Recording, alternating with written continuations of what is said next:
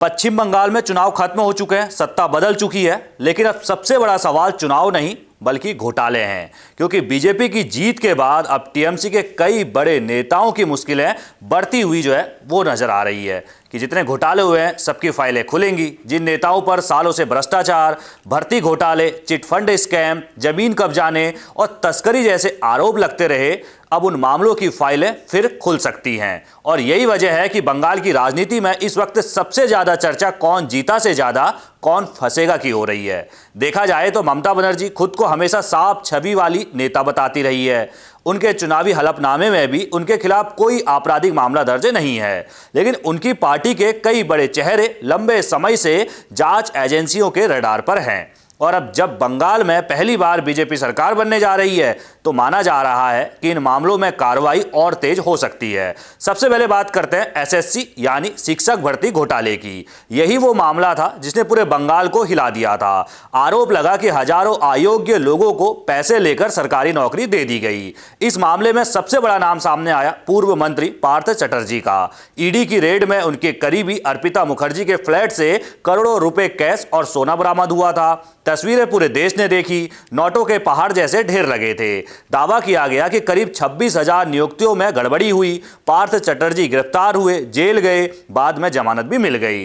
लेकिन मामला अभी खत्म नहीं हुआ है। अब आते हैं अभिषेक बनर्जी पर। ममता बनर्जी के भतीजे और टीएमसी के सबसे ताकतवर नेताओं में गिने जाते हैं। उनका नाम भी एसएससी भर्ती घोटाले और कोयला तस्करी केस में सामने आ चुका है। सीबीआई और ईडी उनसे कई बार पूछताछ कर चुकी है। बीजेपी लगातार आरोप लगाती रही कि बंगाल में कटमनी और सिंडिकेट राज बिना बड़े राजनीतिक संरक्षण के संभव नहीं था। हालांकि अभिषेक बनर्जी इन आरोपों को राजनीतिक बदले की कार्रवाई बताते रहे हैं। अब बात उस नाम की जिसने पूरे देश को झकझोर दिया था, शेख शाहजहां। संदेश खाली केस, जहां महिलाओं ने जमीन कब्जाने, डराने धमकाने और यौन उत्पीड़न तक के आरोप लगाए। इस मामले ने बंगाल की राजनीति को पूरी तरह हिला दिया। बीजेपी ने इसे महिलाओं की सुरक्षा का सबसे बड़ा मुद्दा बनाया और चुनाव प्रचार में जमकर उठाया भी। इसके अलावा अभिनेत्री और टीएमसी सांसद नुसरत जहां का नाम भी जांच एजेंसियों की फाइलों में सामने आया है। उन पर आरोप लगा कि राजराहट हाउसिंग प्रोजेक्ट में लोगों से पैसे लेने के बाद फ्लैट वो नहीं दिए गए। ईडी इस मामले की जांच कर रही है। इसके अलावा टीएमसी का बड़ा चेहरा मदन मित्री भी रडार पर है। उनके खिलाफ धोखाधड़ी, आपराधिक धमकी और सरकारी विश्वासघात जैसे आरोप दर्ज हैं। वहीं देबाशीष कुमार पर जमीन खरीद घोटाले और निवेशकों को ठगने के आरोप लगे।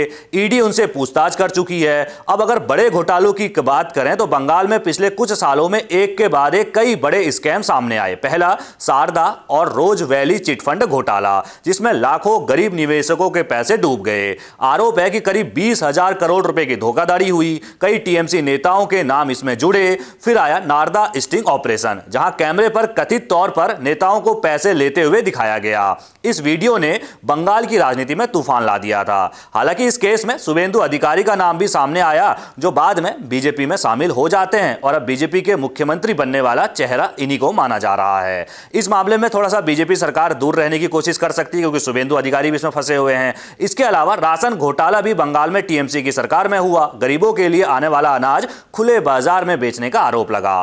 पूर्व मंत्री ज्योति प्रिय मलिक गिरफ्तार हुए। ईडी ने दावा किया कि गरीबों का राशन भ्रष्टाचार की भेंट चढ़ गया। इसके अलावा कोयला और मवेशी तस्करी घोटाला भी लगातार चर्चा में रहा। आरोप लगा कि सीमा पार बड़े स्तर पर अवैध तस्करी होती रही और इसमें राजनीतिक संरक्षण मिला है। अनुव्रत मंडल जैसे बड़े नेताओं के नाम भी सामने आए। यानी कुल मिलाकर बंगाल में सिर्फ चुनावी लड़ाई नहीं चल रही थी, बल्कि भ्रष्टाचार बना बदलाव का नैरेटिव भी बनाया गया। बीजेपी ने हर रैली में इन घोटालों का मुद्दा बनाया। प्रधानमंत्री मोदी से लेकर अमित शाह, योगी आदित्यनाथ तक सभी नेताओं ने टीएमसी पर भ्रष्टाचार के आरोप लगाए। और अब जब बीजेपी सत्ता में आ गई है तो माना जा रहा है कि जांच एजेंसियां और ज्यादा एक्टिव हो सकती हैं। लेकिन यहां एक दूसरा सवाल भी है, क्या यह कार्रवाई सच में भ्रष्टाचार के खिलाफ होगी या फिर राजनीतिक बदले की लड़ाई ये बन जाएगी? क्योंकि टीएमसी लगातार कहती रही है कि ईडी और सीबीआई का इस्तेमाल विपक्ष को दबाने के लिए किया जाता रहा है। अब देखना दिलचस्प होगा होगा कि बंगाल में नई सरकार आने के बाद कौन कौन से पुराने केस फिर से सुर्खियों में आते हैं,